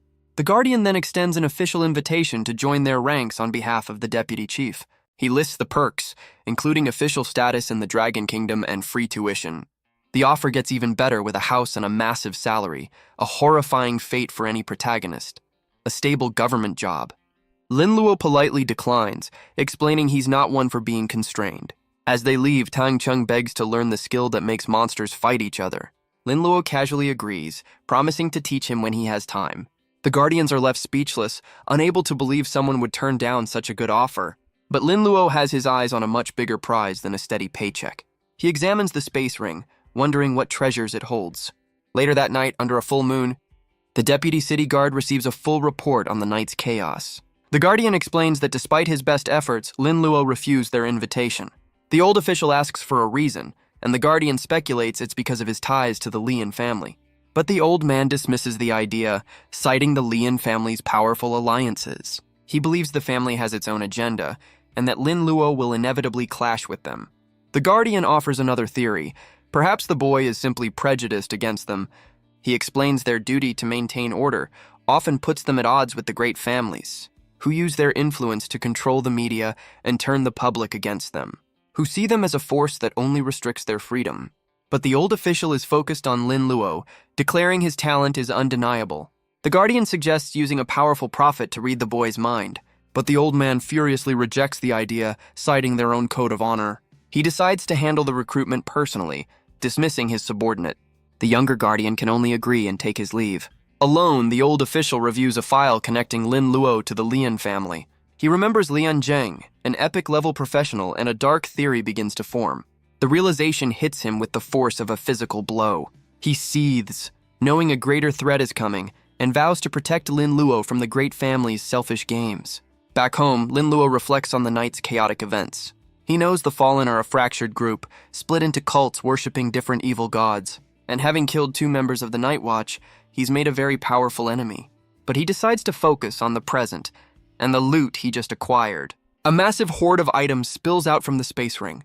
He's stunned to find anonymous gold cards, making him filthy rich. The ring is also packed with rare monster parts and valuable materials. He then spots a strange mask, its function a complete mystery until worn. Deciding not to risk a weird mutation, he puts it aside for now. His search continues, and he finds a skill book for a psychic art called Bewitching. He decides this new psychic art is perfect for him, and immediately learns it. And of course, it mutates into Stockholm Self-Deception Syndrome. He recognizes the name from his past life, a truly twisted form of mental manipulation. He wonders if this new skill will come in handy for tomorrow's final matches. The next day, the final 4 professionals prepare for the semifinals. But Tang Cheng is worried, unable to find Lian Yining anywhere. Lin Luo checks his phone, realizing she hasn't responded to any of his messages. Tang Cheng speculates the worst, but Lin Luo knows kidnapping someone from the Lian family is a death sentence. He decides to contact her aunt, the woman in red, for answers. But before he can, Tang Cheng tells him it's time for his match to begin. Lin Luo tells his friend they'll worry about Yining later. For now, he has a rematch to win against Dongfang and his dragon. The crowd notes the dragon is much bigger this time, clearly juiced up by the family's fortune. In the stands, the Dongfang elders confirm they've spared no expense for this victory. They note that Lin Luo, a commoner with a unique style, has stolen the spotlight. And it seems the crowd is firmly on his side, hoping for another embarrassing defeat for the dragon. But elsewhere, the deputy city guard receives an urgent message. His subordinate reports that the head of the Lian family has just left the city for the deep sea. The old official isn't surprised, realizing Lian Zheng is finally making his move. He recalls a past conflict, a clash between Lian Zheng and a powerful sea emperor. He explains that Lian Zheng stole a job transfer item, using it to ascend to the epic realm as the Storm Lord. His subordinate questions why the empire wouldn't protect him, but the old man knows better. He reveals Lian Zheng has a rival, and to reach the next level, one must kill the other. His plan is to use his daughter to forge an alliance, sacrificing her for his own ambition. The subordinate panics, knowing Lin Luo will be furious if Lian Yining is taken. But the old official reveals he's already made a countermove, the sly fox. He's arranged for another suitor to arrive, blocking Lian Zheng's plan completely. He admits he's protecting Lin Luo, but also just can't stand a man who'd use his own daughter. Meanwhile, back in the arena, the final battle begins with a deafening roar. Lin Luo asks if Dongfang is ready for another public humiliation. Dongfang tries to calm his enraged dragon, promising it revenge. The crowd notes the dragon's grudge, especially after its incident. The Dongfang elders watch with concern, sensing something is off. The patriarch can only wait, his expression grim. As the match begins, Dongfang and his dragon charge forward. The massive beast lunges, its jaws wide with fury. But Lin Luo calmly summons a massive wall of ice. The dragon shatters the barrier with its overwhelming power, and Dongfang leaps through the wreckage, ready to strike. But his attack goes wide, his expression shifting to shock. He strikes his own dragon, plunging his weapon into its face. The crowd realizes he's been caught in an illusion, mistaking his pet for the enemy. He tries to explain it was an accident, a result of Lin Luo's control skill. But the dragon isn't listening, its trust completely broken. Knowing his bond is shattered, Dongfang decides to use his trump card. He unleashes his full power, vowing to show Lin Luo the true meaning of a family's backing. The crowd recognizes his top-tier equipment, a fortune spent just for this one fight. But Lin Luo is unimpressed, ready to see if money can truly buy victory. Dongfang gathers his energy, preparing a devastating final strike. He boasts that he's come prepared with a cocktail of antivirus pills and vaccinations. He declares that Lin Luo's dirty tricks are useless now. But Lin Luo easily sidesteps the incoming attack. Dongfang can only stare in disbelief, shocked that he dodged. He questions how a priest could possibly be more agile than him. The crowd is just as stunned, assuming he's using a temporary speed boost. But the Dongfang patriarch's subordinate senses something is terribly wrong. Dongfang suddenly freezes in place, his charge completely halted. Lin Luo admits his viral skills won't work, but he has a new curse with no known vaccine. He unleashes it on the dragon, telling it to enjoy the sudden change in mood. Dongfang's eyes fill with a strange, sudden affection for his pet. A creepy grin spreads across his face as the curse takes hold. In his mind, the dragon has been replaced by a far more alluring figure. He's completely lost in the illusion, his senses overwhelmed. He leaps forward, calling out to the beauty before him. The crowd can only watch in utter disbelief and horror. They can't believe he'd do something so questionable to his own pet. So this is what it means to be a dragon knight. How educational. The dragon can only stand there, confused by its master's sudden change. But Dongfang is still lost in his own world, seeing an annoying little demon. He promises the beauty that he means no harm, but his advances are met with a very clear rejection. Still, Dongfang is undeterred, completely lost in the illusion. The dragon finally has enough, swatting its master away with a furious roar. The crowd realizes the dragon is holding back out of loyalty. They know that for such a proud creature, this is the ultimate humiliation. Elsewhere in the stands, the Murong family patriarch watches the chaos. He turns to Murong Shuihen, asking why she's here. She explains her match is over and she's enjoying the once-in-a-century spectacle. She deduces the illusion is simply revealing his true, lecherous nature. The Murong patriarch is so disgusted he immediately cancels the marriage proposal. Murong Shuihen can only smile, enjoying the Dongfang family's public humiliation. Meanwhile, the Dongfang patriarch seethes as the crowd mocks his son's behavior. His subordinates urge him to forfeit the match to save what little face they have left. But he refuses, declaring that only a decisive victory can erase this disgrace. A woman suggests casting a spell, but he knows cursing Lin Luo would be far too risky. She offers a sly smile, a new plan forming. She clarifies her target isn't Lin Luo, but Dongfang himself. The patriarch agrees, but she warns that breaking the illusion will take time. He sees an opening, noting that Lin Luo is focused on the dragon, giving them the time they need. He unleashes another curse on the massive beast. The dark art rips across its tough hide. It roars in agony, trying to shake off the pain, but the relentless assault continues without pause. Lin Luo notes its high resistance, a truly powerful creature. But his mental curse isn't taking hold on the beast. Meanwhile, Dongfang is still lost in his own little world.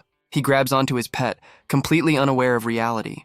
A strange symbol appears on the dragon's scales. He continues his advances, his patience wearing thin. A red energy swirls around Dongfang's hand. He declares that no one will stop him from claiming his prize. He lunges forward with a fiery, determined strike. The crowd is left completely speechless by what they're witnessing, as he delivers a very personal and very inappropriate attack on his own pet. The dragon lets out a roar of pure agony and betrayal. In the stands, the Dongfang family finally manages to break the curse. Dongfang freezes, the illusion finally shattering around him. He looks around, dazed, asking where the beautiful woman went. The horrifying realization dawns on him that the beauty was his dragon all along. He desperately tries to explain it was all a misunderstanding, but the dragon's eyes burn with a cold, unforgiving fury. Dongfang can only plead with his betrayed companion. The beast lets out a final, deafening roar of defiance. It turns its back on him, its loyalty completely shattered, and flies away, ignoring its master's desperate commands. In the stands, the Dongfang family realizes the contract has been broken. They've just lost a priceless multi-generational family asset. The weight of their failure settles upon them. The patriarch declares the match lost. Their only priority now is to get their dragon back. The Dongfang family makes a hasty and very public exit. An official reports their departure, assuming they've given up the prize. But the old man knows a priceless dragon is worth far more. He immediately orders his guardians to find the now ownerless beast. But they're not the only ones who've noticed the opportunity. A new agent of the Fallen sees the dragon as a path to greater power, and she too sends her forces to claim the prize. Back in the arena, Dongfang is left defeated and alone. He glares at Lin Luo, his mind consumed by pure hatred, and unleashes a final, powerless roar of absolute fury. Lin Luo calmly asks why his opponent is yelling so loud, but Dongfang charges forward, blaming Lin Luo for his utter humiliation. He leaps into the air for a final, desperate strike. Meanwhile, the crowd gossips about his questionable hobbies. Their words cut deep, fueling his uncontrollable rage. He unleashes a massive golden thunder strike that slams into the arena with devastating force, but it's completely blocked by a wall of solid ice. Dongfang can't believe his ultimate attack was stopped so easily. Lin Luo explains that playtime is over. He's in a hurry now. He raises his hand ready to finally end this, and reveals his true weapons, 2 massive glowing scalpels. The crowd is stunned, realizing he wasn't even serious in his previous fights. But Dongfang just laughs, mocking the absurd choice of weapon. Lin Luo tells him to enjoy it while he can, because he won't be laughing for much longer. Dongfang looks around, confused, believing it was just a bluff. But then, his body begins to contort in a strange, unsettling way. Lin Luo congratulates him on his sudden gender reassignment, a truly progressive form of combat. Enraged, Dongfang demands to be changed back immediately. Dongfang collapses, his body racked with a sudden, unfamiliar pain. He glares up, demanding to know what other horrors Lin Luo has inflicted. Lin Luo calmly explains the biological changes, adding a final, humiliating taunt. The sheer shock and agony are too much, and Dongfang coughs up blood. He finally loses consciousness, and the referee declares Lin Luo the winner. The next match is announced, a final showdown between Lin Luo and Murong Xuehen. But Murong Xuehen seems hesitant, suggesting they shouldn't fight at all. The crowd waits with bated breath for the final battle to begin.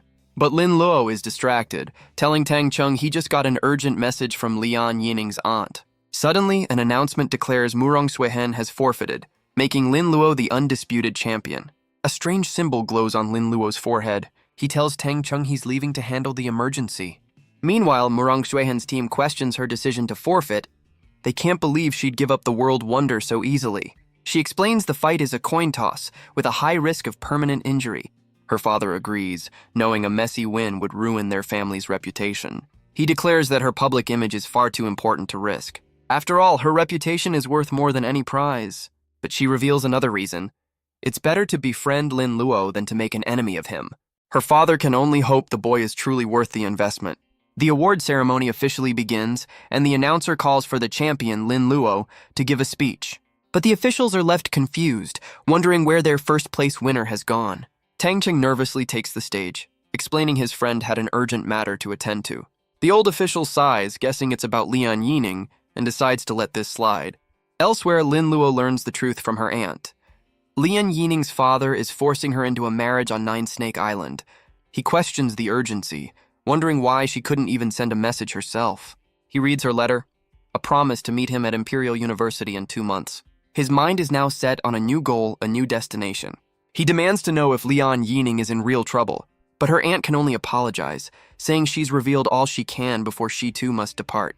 She leaves him with a final, cryptic warning about his own weakness. With nothing left to say, Lin Luo turns to leave, but she stops him, admitting that she lied to him. She tells him that Lian Yining's feelings are genuine and asks him to cherish her. He looks back with a quiet understanding and thanks her for the truth. Later that night, he recalls what he knows of Nine Snake Island. He questions its connection to the Lian family, a powerful but distant force. Suddenly, he senses a strange movement from within his storage space. He pulls out the strange mask he looted from the fallen agent. It's a communication device, broadcasting an urgent call for help. The masked figure reveals the device is a key to a virtual plaza, a hub for the Night Watch. He declares this is his chance to finally claim Dongfang's lost dragon. Meanwhile, in a high-tech medical facility, Dongfang lies in a daze. He can only mutter about his lost companion, his dragon pet. A doctor explains that while his physical wounds have healed, the mental trauma runs deep. He clarifies that a full recovery is possible, but the family has a very specific request. The Dongfang patriarch explodes in rage at the idea of tainting their bloodline. The family coldly discusses marrying him off, deciding the bloodline is more important than his pride. But Dongfang furiously declares he's still an S-class dragon knight and will never accept this fate.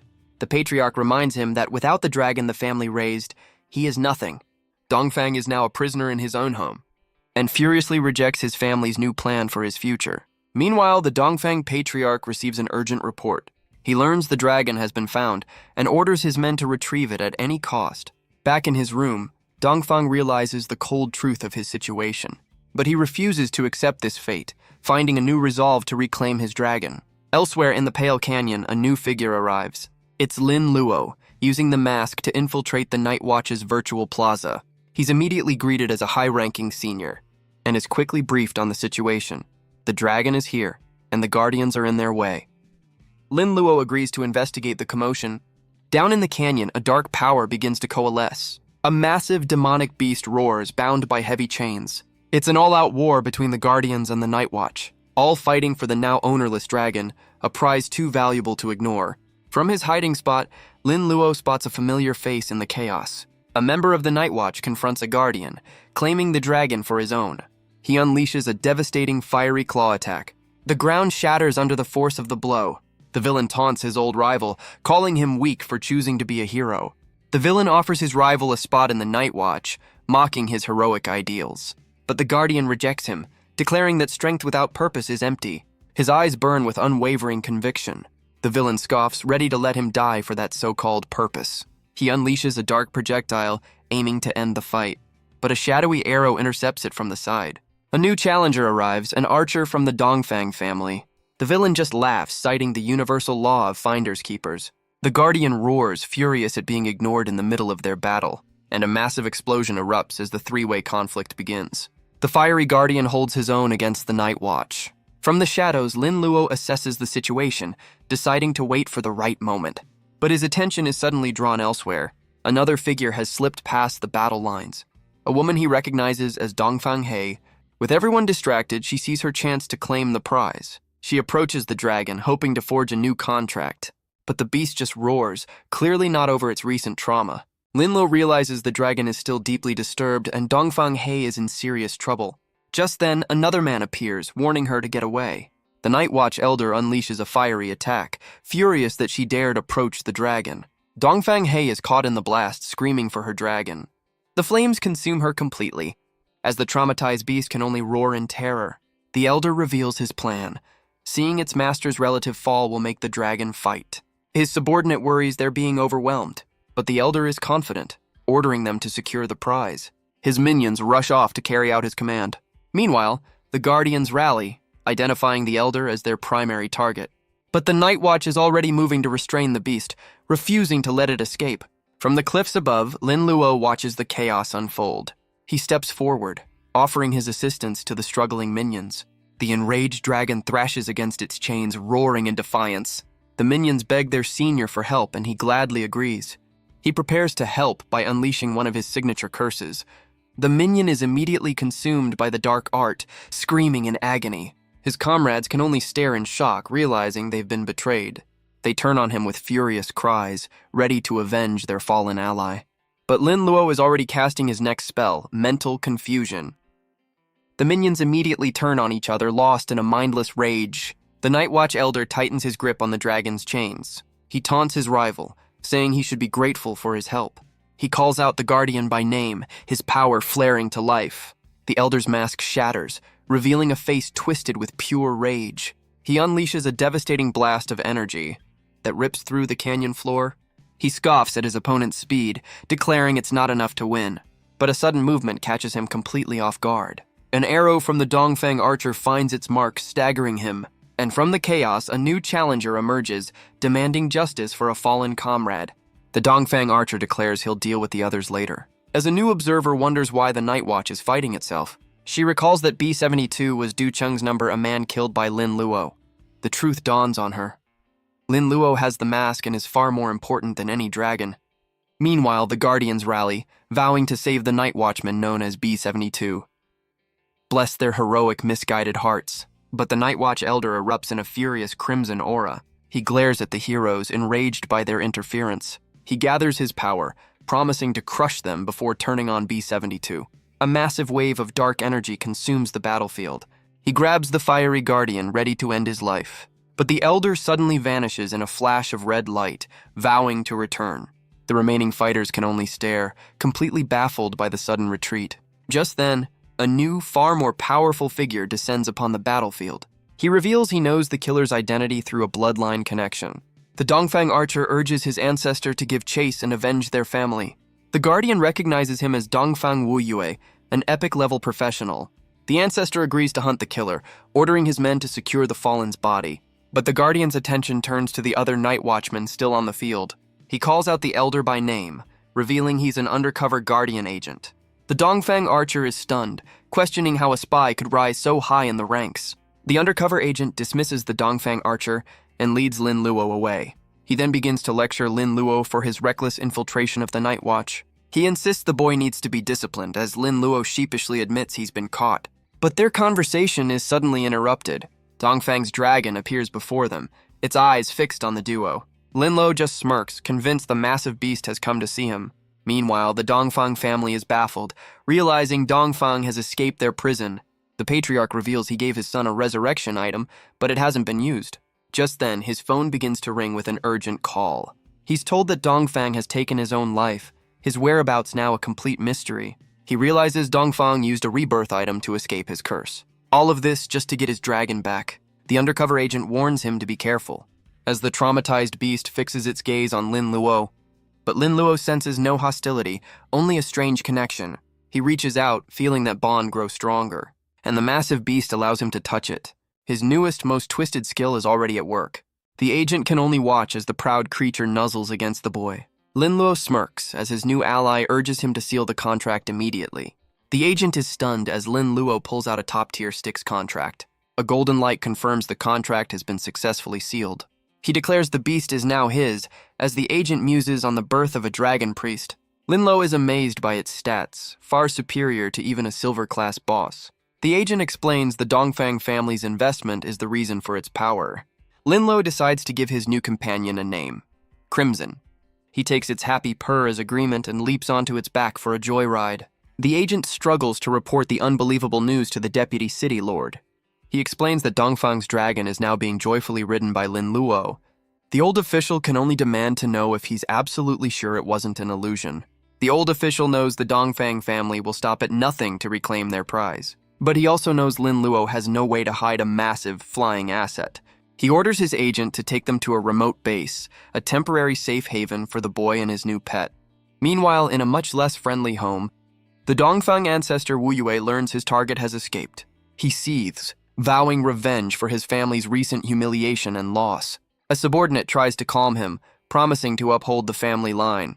But Wu Yue cares little for that, demanding to know if he can replace their lost dragon knight. He declares they will recapture the dragon and use a dark art to hunt down the killer. Back in the canyon, the dust settles on the battlefield. Dongfang seethes, cursing his family and the man who stole his dragon. But a sudden burst of dark energy stops him in his tracks. A shadowy figure appears, revealing it saved him from the Dongfang ancestor. The Lord of the Dark Mist demands repayment, and offer Dongfang questions in his weakened state. But the shadowy lord offers a gift in return, the arm of a dragonborn. In exchange, Dongfang must become his spokesperson in the Night Watch. Dongfang is clearly confused by the sudden proposition. The Lord of the Dark Mist simply declares that Dongfang is now his loyal follower. Meanwhile, back at home, Lin Luo finally returns from his adventure. He explains he's collected his grand prize from Tang Cheng. He opens the box, finally ready to see the legendary world's wonder. Inside, a strange blue light emanates from the prize. He's completely stunned by what he finds within.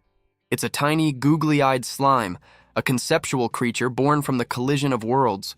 He can't believe this is the treasure the great families fought and bled for. Even Little Green seems curious about the new arrival. His tiny companion warns him to be careful, as the creature is very much alive.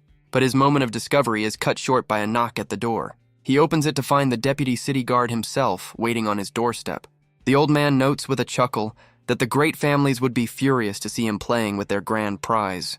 The tiny slime creature glares at the old man, who chuckles at his mistake. He offers a small, glowing crystal as a peace offering, which the slime immediately devours without a second thought.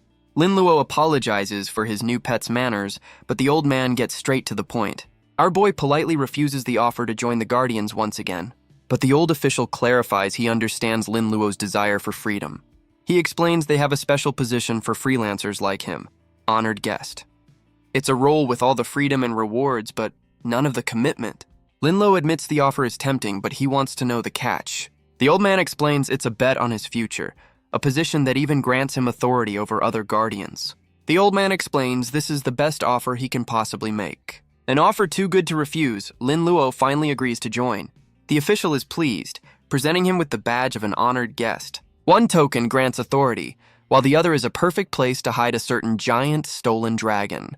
Linluo accepts, realizing these gifts are exactly what he needs. He then changes the subject, asking what this world's wonder actually does. The old man explains its true power is far beyond his current level. It's a key to the mythical realm, the final step on the path to godhood. He reveals it was won in a brutal battle against powerful deep-sea aliens.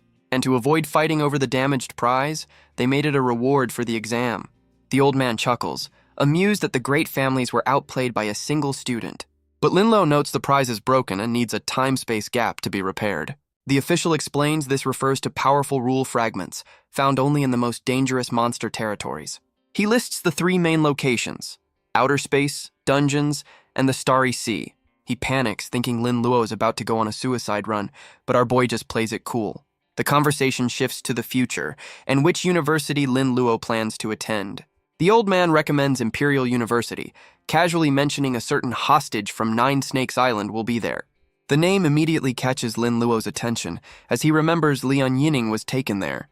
The old man teases him, saying the whole city knows they're a couple, and assures him she's safe. Linluo asks to send her a letter, a small favor for the Guardian's newest member. Later that night, rain falls on the city streets. The deputy city guard rides in silence, lost in thought. His subordinate confirms that Linluo accepted their offer. But the old man is more concerned with the mysterious slime creature. He knows the boy is hiding far more secrets than they realize. Meanwhile, the city has turned Linluo into a full-blown brand. Our boy walks the streets, realizing he's suddenly famous. His fans swarm him, asking for autographs and medical advice. The questions quickly become far too personal for his comfort. Linluo is completely overwhelmed by this strange new form of fame. He activates adrenaline rush, making a hasty retreat from his new fans. He realizes that fame comes with a lot of unwanted attention and wild rumors. Now at level 40, he knows it's time to upgrade his gear, but his shopping trip is immediately interrupted by more onlookers. His new followers have some very specific requests for the evil doctor, but a new arrival silences the crowd with a single word. It's Murong Shuihan who tells the fans to show some respect. She steps between them, declaring that Linluo has an appointment with her. The crowd recognizes the powerful woman and quickly disperses. He thanks her for the save, and she dismisses it as a small matter. She asks why he's shopping alone, and he explains he needs to upgrade his gear. Murong Shuihan offers to show him the best place in the city. She leads him to a high-end shop owned by her family, offering a generous discount. Linluo browses the selection, admitting it's impressive, but notes the lack of high-grade equipment for his level. She explains that gold-level items are usually reserved for the wealthy elite. She then makes another offer for him to join her family, which he politely refuses. She accepts his decision, but mentions his future with the Lian family. Her words catch his attention, realizing she knows more than she's letting on. She reveals that Lian Yining was taken to Nine Snake Island for an arranged marriage. She clarifies that Lian Yining was taken by force, a pawn in her father's quest for greater power, but a powerful figure intervened on his behalf. The deputy city guard, a debt he can't easily repay. She lists her good deeds, asking for his friendship in return. He agrees, knowing an ally like her is invaluable. And as a sign of their new friendship, she offers a gift. Her attendant summons a powerful item from a scroll. It's an epic-level staff, a weapon of immense power. Linluo is stunned by the sheer value of her gift. She explains the staff is a family treasure, not for outsiders, but friends are a different story. Linluo accepts, offering to pay what he can and cover the rest with materials. She agrees, telling him to call her by her first name from now on. After selling his loot, he buys the staff for a hefty sum and uses the rest of his newfound fortune to stock up on supplies. With his business concluded, he heads to Black Steel Mountain to retrieve his new companion. He tells Crimson they're finally leaving the city, their mission to repair the world's wonder. And their first destination is a monster territory just outside the region.